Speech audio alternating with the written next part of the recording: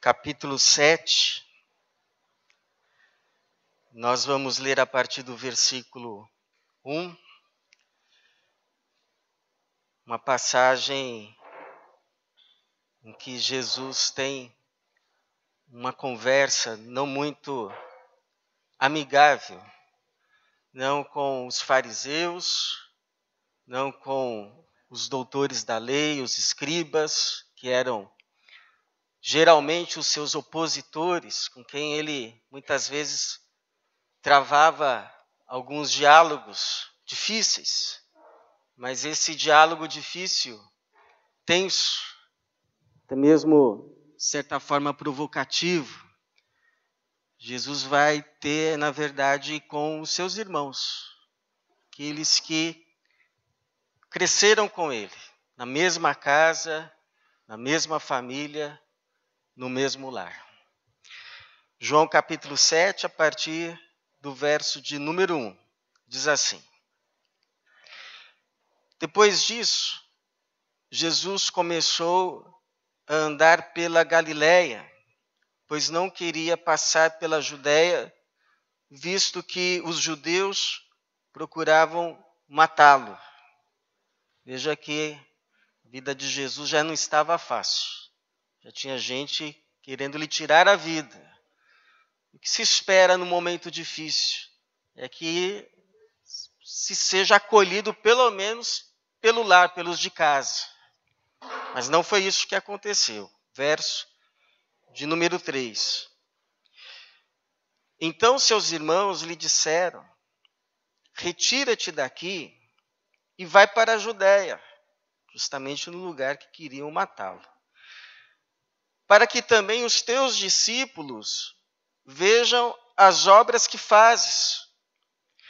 Porque ninguém que procura ser conhecido age em segredo. Já que fazes essas coisas, manifesta-te ao mundo, pois nem seus irmãos criam nele.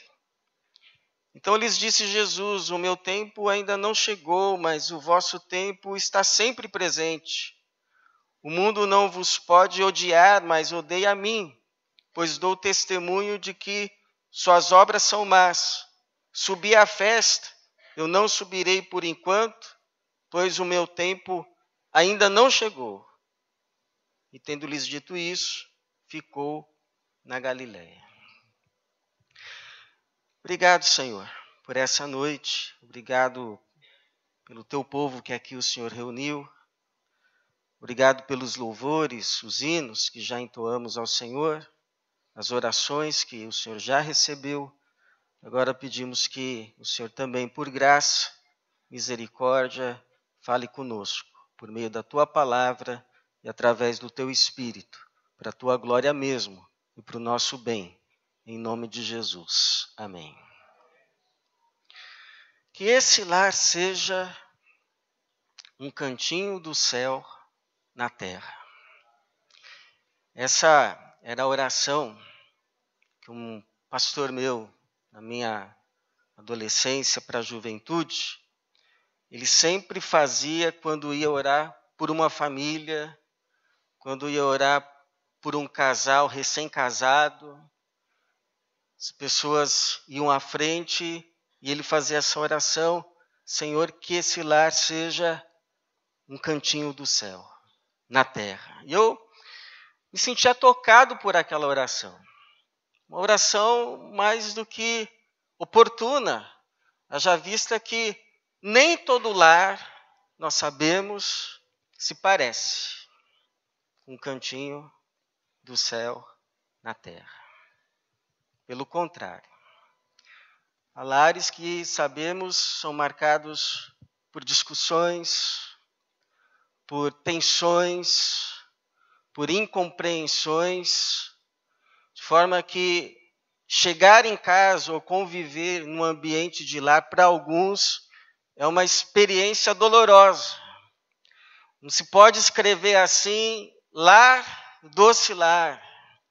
Tem experiências, inclusive, de irmãos, pastores, que sofriam muito, quando depois de um dia de trabalho, cansados, chegavam em casa, ao invés de descanso, tinham mais disputas. Não se dava vontade de chegar em casa. Não sei se você, de alguma forma, se identifica. Não sei se você tem como referência algum lar assim. Mas interessante é que a vivência familiar de Jesus também não foi das mais fáceis. Ao contrário do que se pensa sobre a, entre aspas, família santa, os relacionamentos familiares de Jesus também experimentaram muitas tensões, muitas incompreensões. Você veja aqui nesse texto que acabamos de ler, que os irmãos de Jesus, ou pelo menos seus meios irmãos, porque Jesus foi gerado pelo Espírito no ventre de Maria, e a Bíblia diz que José não conheceu Maria até que ela deu à luz Jesus. Mas depois que Jesus nasceu, Maria e José provavelmente, certamente tiveram uma vida conjugal normal e tiveram filhos, esses irmãos de Jesus. E aqui nessa passagem, esses irmãos dão a entender que o que Jesus fazia, tudo que ele fazia, na verdade, tinha como motivação se aparecer. Eles deram a entender que, olha, você faz essas coisas porque você quer ficar famoso. Então, se você quer ficar famoso, não fica aqui nesse fim de mundo, que é a Galileia. Está acontecendo uma festa importante do nosso povo na Judéia, em Jerusalém. Está todo mundo lá, as pessoas importantes estão lá. Os teus seguidores vão estar lá. Então, alguém que quer ficar famoso, quer ter seguidores como você, vá para a Judéia. Não fique aqui. Eu acho que qualquer um de nós que recebesse essa acusação dentro de casa, ficaria ofendido. Poderia se começar ali uma discussão. Então, irmãos, mas foi nesse lar que Jesus viveu. Foi nessas situações que ele experimentou a sua vida do lar. E você sabe que ele é a nossa referência para tudo, inclusive para a nossa vida em casa. A pergunta que eu quero responder hoje com os irmãos é essa. O que a gente aprende com Jesus a respeito da nossa vida em casa, da nossa vida no lar, da nossa vida com esses que nós chamamos de minha casa, meu lar, minha família? Como Jesus viveu, como ele nos ensina a viver? Quais são as lições que nós aprendemos olhando para Jesus? Então, a primeira lição que eu e você podemos aprender com o Senhor é essa. Aceite viver a vida do lar. A vida de casa. A vida comum da sua casa. Você veja, Jesus, ele sabia a pessoa especial que ele era desde muito cedo.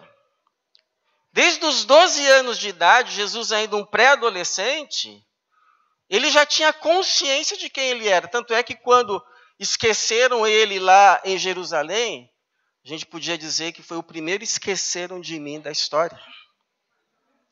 Esqueceram Jesus em Jerusalém. Então você veja que a família de Jesus tinha os seus lapsos. Quando a mãe chega lá afobada, e ainda vai culpar o filho. Eles que esqueceram o filho ainda culpam o filho. Eles chegam dizendo assim, filho, o que fizeste conosco? Eu estava aqui, vocês que sumiram. Me deixaram aqui em Jerusalém, foram embora, esqueceram de mim. Mas a mãe chega e diz, o que você fez com a gente, filho? Você lembra a resposta que Jesus deu? O que ele disse? Vocês não sabiam que eu deveria estar na casa do meu pai? E eles ficaram assim, sem resposta. Porque o menino já sabia quem era, desde muito cedo.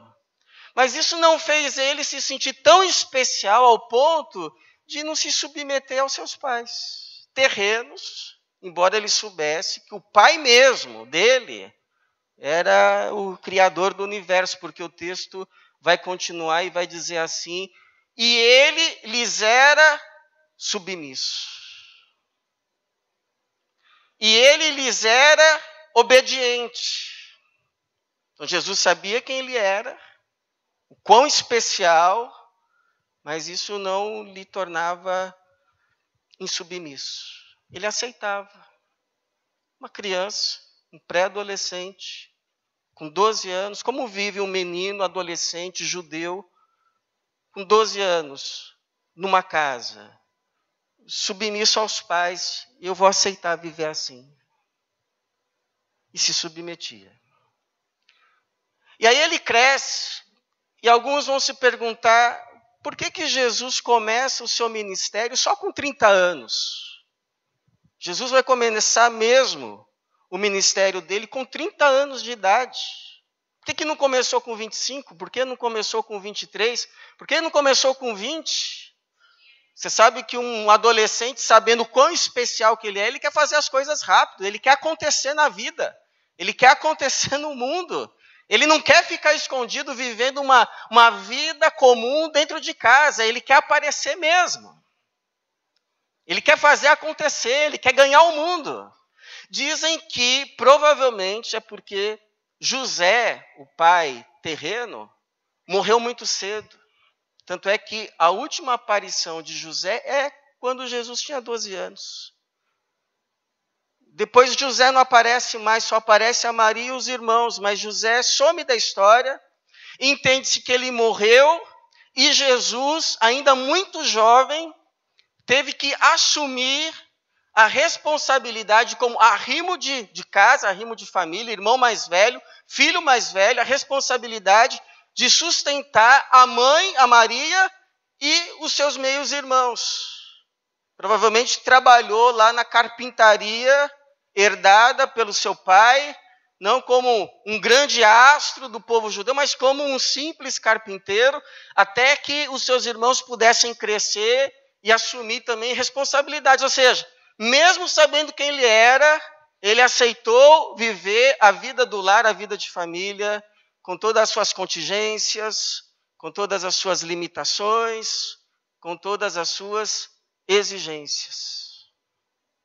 Por que é importante a gente saber disso? Porque tem gente que se acha tão especial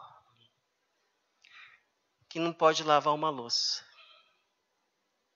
Eu já ouvi casos. Pastor, o meu marido levanta da mesa e deixa o prato ali. Ele não pode levar para a pia.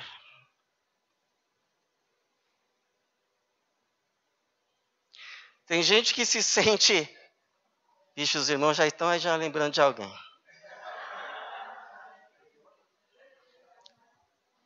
Não é? Calma aí, irmãos, tem mais.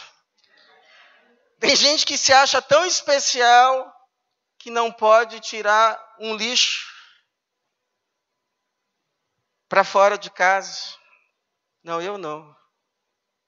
Eu sou especial. Tem gente que não pode levar uma criança na escola, não pode dividir uma conta, as despesas de casa. Tem gente que se casa, mas parece que quer viver como se ainda fosse solteiro. Se a gente tem uma casa, se a gente tem um lar, se a gente quis formar uma família, então a gente precisa agora assumir a responsabilidade da vida em família. A vida do lar. Aceitar viver a vida dentro de casa. É o que Pedro vai dizer para os homens do seu tempo.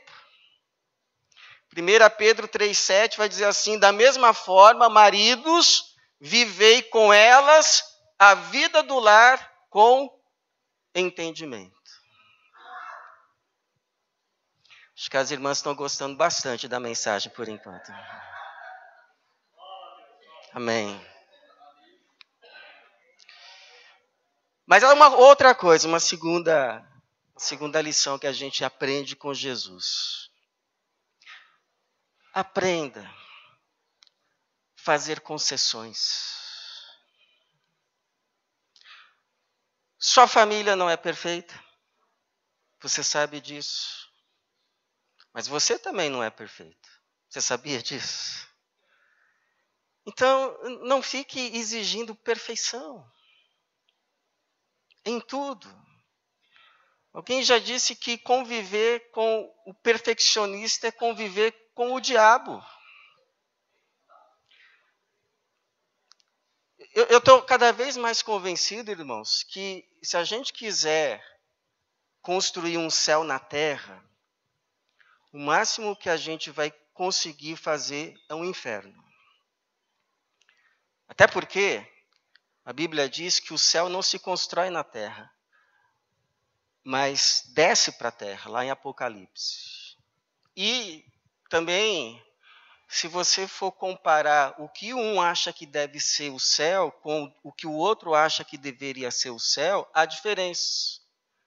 Então, se você perguntar para um pai, o que seria o céu nessa casa? E perguntar para o filho, o que seria o céu nessa terra, nessa casa, aqui, nesse lar, vai ser diferente os dois céus. E aí os dois vão ficar brigando infernalmente para saber que céu vai ser estabelecido aqui. Então, não tem como as coisas serem perfeitas do nosso jeito.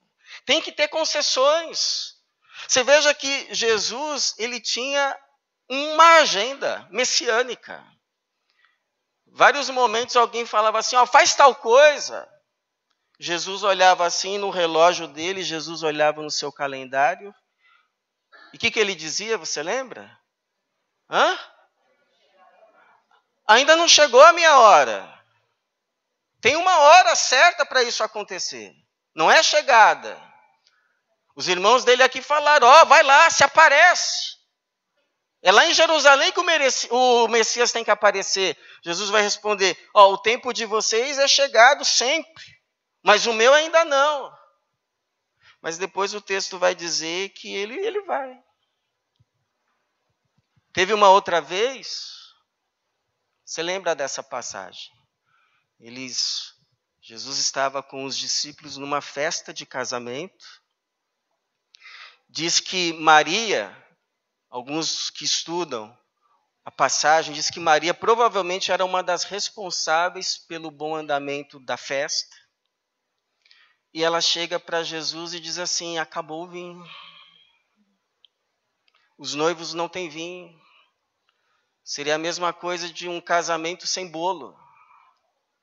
Como assim acabou, não tem bolo? Como assim não tem vinho? Ia ser um vexame, uma vergonha. Mas o que Jesus responde para a mãe? Ainda não chegou a minha hora. Mas depois o que ele faz? Ele abre um espaço na agenda messiânica dele, ele flexibiliza e ele transforma a água em vinho e salva tanto os noivos quanto a mãe dele de uma vergonha pública. Ficou lá aferrado, não, mas é a minha agenda, é o meu tempo, é o meu calendário, eu faço tudo certinho e vocês agora vêm estragar a minha agenda?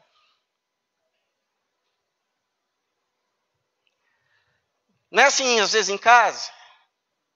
Eu não sei vocês, mas às vezes a gente planeja o dia, as tarefas, a hora que a gente tem que fazer tal coisa.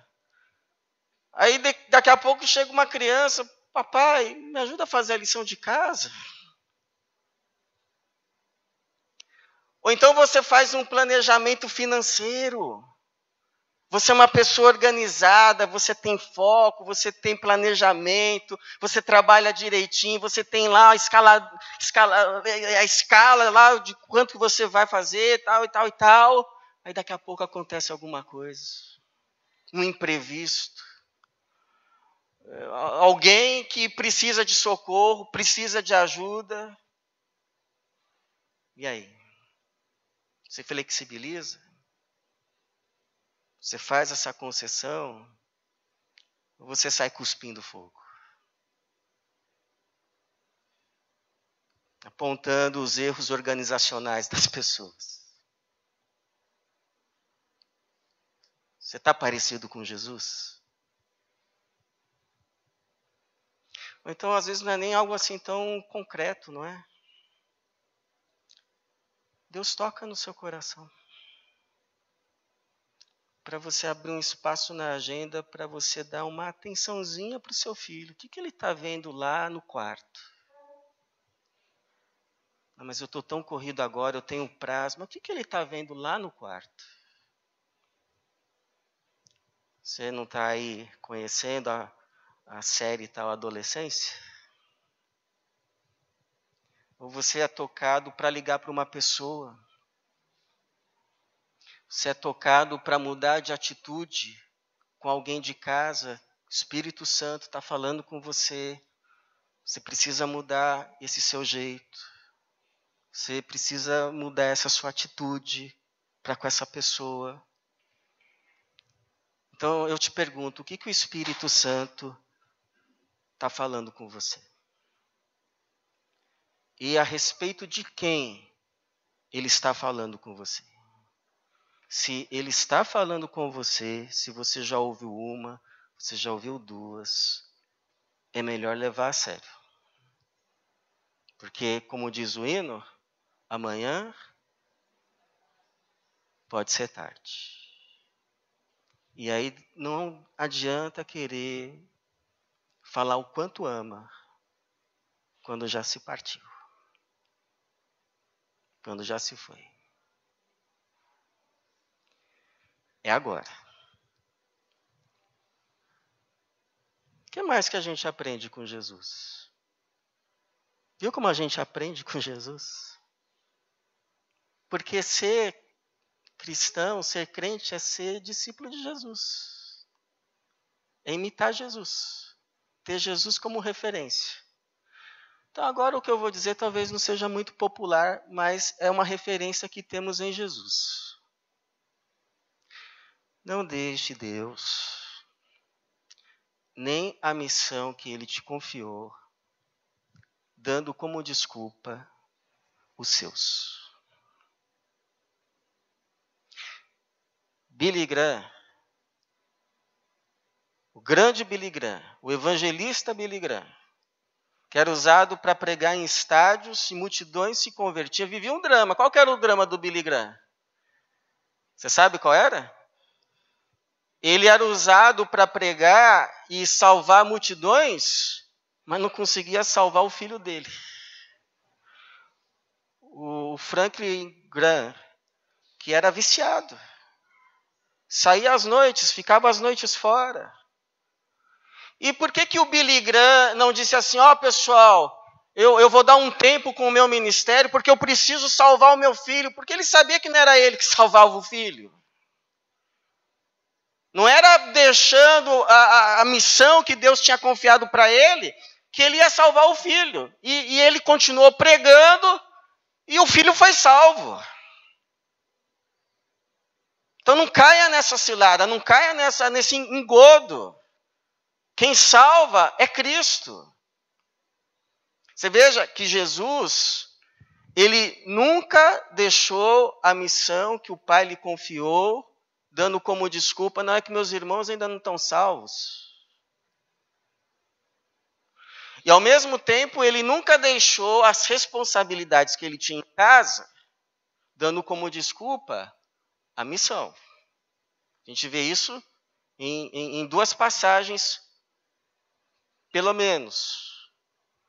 Por exemplo, quando ele está pregando e o ministério dele está tão intenso que ele sequer tem tempo para comer.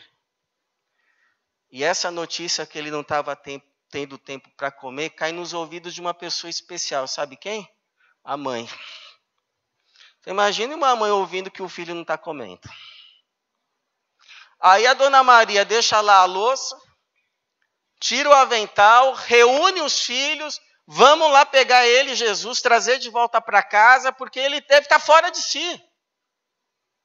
Não tem tempo para comer. E aí eles vão, Maria e esses irmãos, chegam onde Jesus estava, não conseguem entrar por causa da multidão, mas mandam chamar Jesus. Na época não tinha WhatsApp.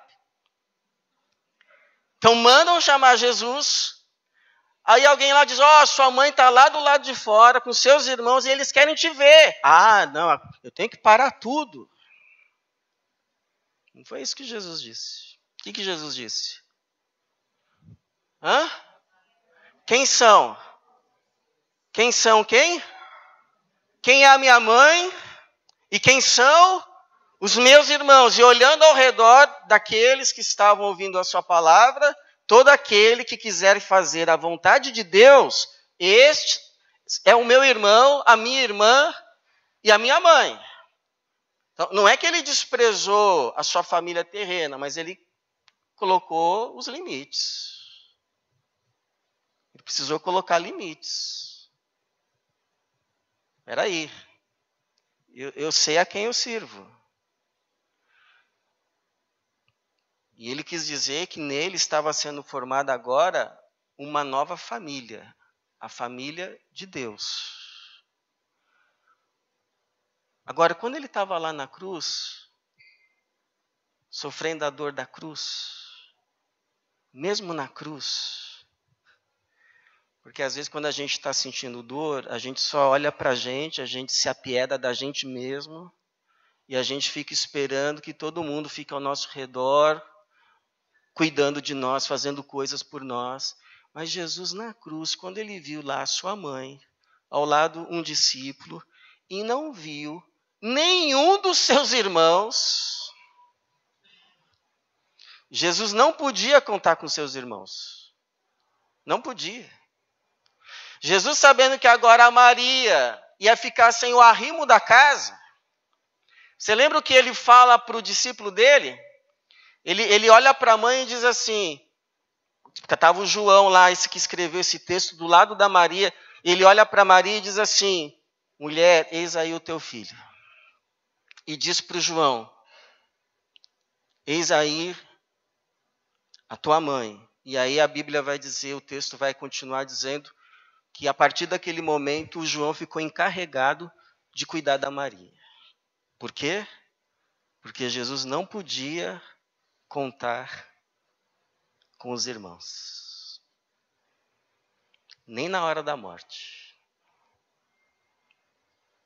Então, irmãos, eu sei que é muito popular aquela história que passam para a gente assim, não, olha, a ordem das coisas é assim, primeiro Deus, depois família, depois trabalho, aí depois vão vir na igreja e vai vir nas outras. Se você quer ter isso como referência, ok, tudo bem, mas, sinceramente, eu acho que mais honesto com a Bíblia, com as Escrituras, com o que Jesus ensinou, é o que um pastor uma vez explicou. Na verdade, Deus está no centro.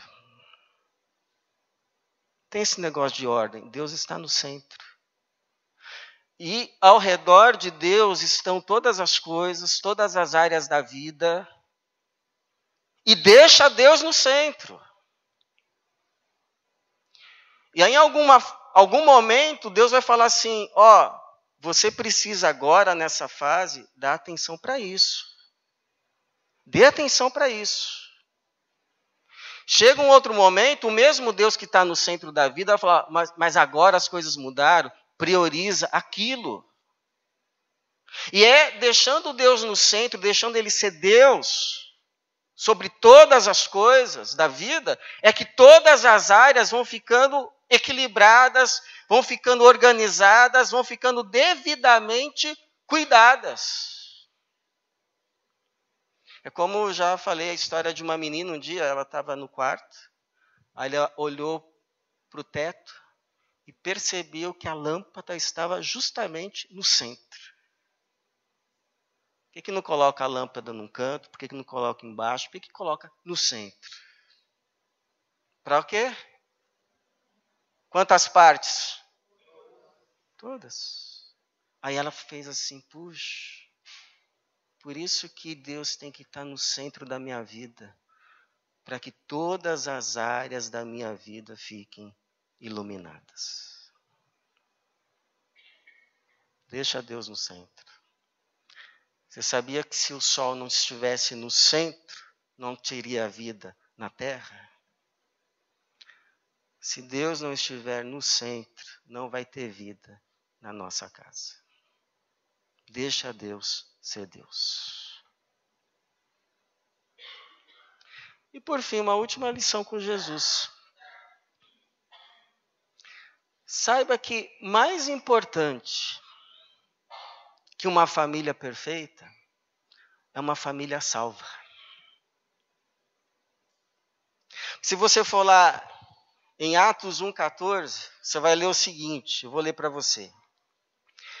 E unidos, todos se dedicavam à oração, juntamente com as mulheres, com Maria, mãe de Jesus, e com os irmãos dele. Os irmãos de Jesus, que eram incrédulos, Jesus tinha irmãos não crentes, se convertem. A Bíblia vai dizer que depois da morte de Jesus, Jesus ressuscitou e apareceu, por exemplo, para Tiago, um dos seus irmãos. E esse Tiago, ele se torna tão crente que ele se torna o líder principal da igreja de Jerusalém. Ele ora tanto que ele recebe um apelido, Tiago, joelhos de camelo. E é ele que escreve o Tiago que nós temos no Novo Testamento. E olha como ele se apresenta, lá na carta de Tiago, ele se apresenta assim, Tiago 1:1. Tiago, servo de Deus e do Senhor Jesus Cristo. Do Senhor Jesus Cristo. Sabe um outro irmão que Jesus tinha? Tinha como nome Judas, não é o Judas Iscariotes, mas ele tinha um irmão chamado Judas. Também se converte. Na verdade, todos os irmãos se converteram. Esse Judas é o que escreve aquela cartinha bem pequena de um capítulo só no final da Bíblia. E olha como ele se apresenta. Judas, versículo 1. Judas, servo de Jesus Cristo. Que mudança, hein?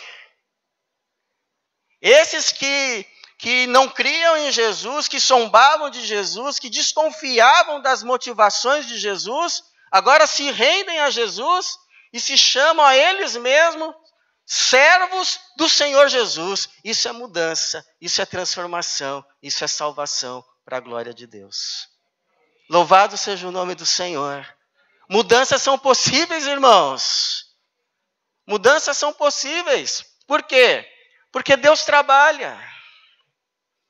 Eu já contei aqui num encontro de casais, uma experiência que eu tive no meu primeiro ministério ordenado.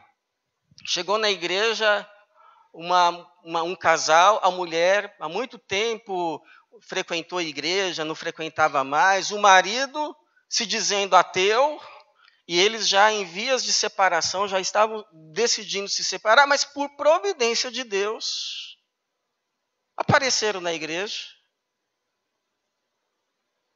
foram aos poucos frequentando uma classe de casais que a gente tinha inaugurado naquele semestre. E não é que Deus foi trabalhando? Deus foi falando. Deus foi com o seu Espírito Santo ministrando numa classe de casais da IBD. E aquele homem não apenas se converteu, foi batizado, eles reataram os seus laços, tiveram um filho, e hoje eles são líderes de casais, um dos líderes de casais daquela igreja. Sabe por quê, irmãos? Porque Deus trabalha. Então, não importa qual seja o momento, não importa qual seja o dilema, qual seja o drama, a solução está em um nome, a solução está em uma pessoa, a solução está em Jesus. Se aproxima de Jesus. Vai até Jesus. Se seu marido, seu filho, seja quem for, não quer, vai você por ele. Se aproxima de Jesus por ele. A Bíblia diz que a mulher crente santifica os filhos e toda a casa. Por causa da mulher crente, por causa do homem crente, Deus decide santificar todo mundo. Todo mundo. Porque Deus trabalha para a glória dele mesmo. Então, irmãos, o que a gente faz com tudo isso que a gente aprendeu hoje sobre como Jesus, mesmo sabendo quem ele era, viveu a sua vida do lar, a sua vida em família? O que a gente faz? Agora vamos tentar fazer tudo isso que Jesus fez. Se a gente tentar pela nossa força, sabe o que vai acontecer? A gente vai se frustrar. Porque essa graça, esse poder, essa unção não está em nós, está nele. Então, ao invés de agora pegarmos isso como um legalismo, o que a gente precisa fazer? A gente precisa se colocar diante dele e fazer 2 pedidos. 2 pedidos. O primeiro, Jesus, vem morar na minha casa. Vem morar na minha casa, Jesus. O Senhor é bem-vindo no meu lar. Eu vou tirar tudo o que te desagrada. Eu sei o que te desagrada. Mas eu vou tirar para que o Senhor se sinta bem-vindo. E que então na minha casa não haja nenhuma outra presença do que a presença de Jesus e dos seus santos anjos. Para guardar. Que ali na minha casa só haja coisas que glorifiquem e façam Jesus se sentir bem. Em ficar lá. E a segunda oração. O segundo pedido. Jesus, vem morar mais em mim. Em mim. Se o Senhor quer fazer e vai fazer uma obra de salvação na minha casa, pode começar comigo. Começa comigo. Começa aqui. E que assim eu possa ainda dizer, para a tua glória, eu e a minha casa serviremos ao Senhor. Para a glória do teu santo nome. E para o louvor do nome de Jesus Cristo. Amém, Jesus.